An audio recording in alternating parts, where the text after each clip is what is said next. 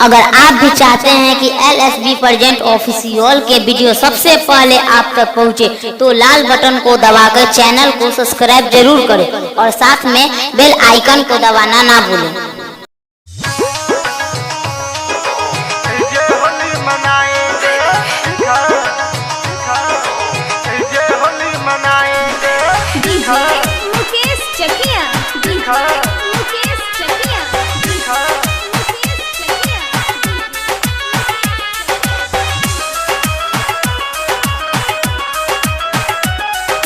ढेर दिन पे फगुआ आया ऐसे न दिन गवाएंगे, ठीक है। ढेर दिन पे फगुआ आया ऐसे न दिन गवाएंगे, मुर्गा चावल बनाएंगे यही जय होली मनाएंगे, ठीक है। संग ही मिलकर खाएंगे यही जय होली मनाएंगे, ठीक है। दारू और शराब मिली निमन खराब मिली, ठीक है। दारू और शराब मिली निमन खराब मिली, लाल पिया रंगवा के यही जरूआब मिली, ठीक है।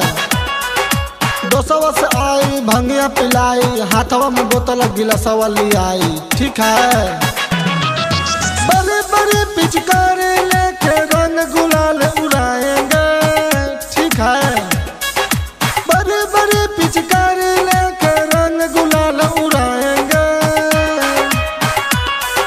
मुर्गा चावल बनाएंगे यही जय होली मनाएंगे, ठीक है।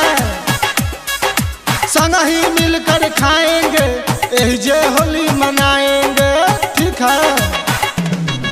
डीजे मुकेश चकिया, डीजे मुकेश चकिया, यही जय होली मनाएंगे, ठीक है, ठीक है, ठीक है। बिस्किया रम चली तुआ पूरी कम चली, ठीक है। बिस्किया रम चली तुआ पूरी कम चली, जीती सब निमन से नहीं गोली बम चली, ठीक है। केहू को न डर होई पापा के खबर होई, लाठी लेके आई है तो सब गड़बड़ होई, ठीक है। उल्टा पुल्टा पाठ पढ़ा के उनको घर भेजाएंगे, ठीक है। उल्टा पुल्टा पाठ पढ़ा के उनको घर भेजाएंगे, ठीक है। मुर्गा चावल बनाएंगे यही जय होली मनाएंगे, ठीक है।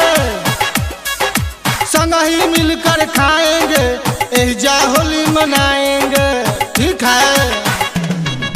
डीजे मुकेश चकिया, डीजे मुकेश चकिया, यही जय होली मनाएंगे, ठीक है, ठीक है, ठीक है। पार्टी बड़ा काम करी गाँव में नाम करी, ठीक है। पार्टी बड़ा काम करी गाँव में नाम करी, घटी बड़ी से होई बाकी सब दाम करी, ठीक है। ऐसी अनुज बारे तारी पी के लूज बारे, ललन बेदर्दी देखिए के फ्यूज बारे, ठीक है। खेसारी भैया को जाकर हवरा से हम ले आएंगे, ठीक है। खेसारी भैया को जाकर हवरा से हम ले आएंगे, मुर्गा चावल बनाएंगे यही जय होली मनाएंगे, ठीक है। परदेसी अमित भी आएंगे यही जय होली मनाएंगे, ठीक है।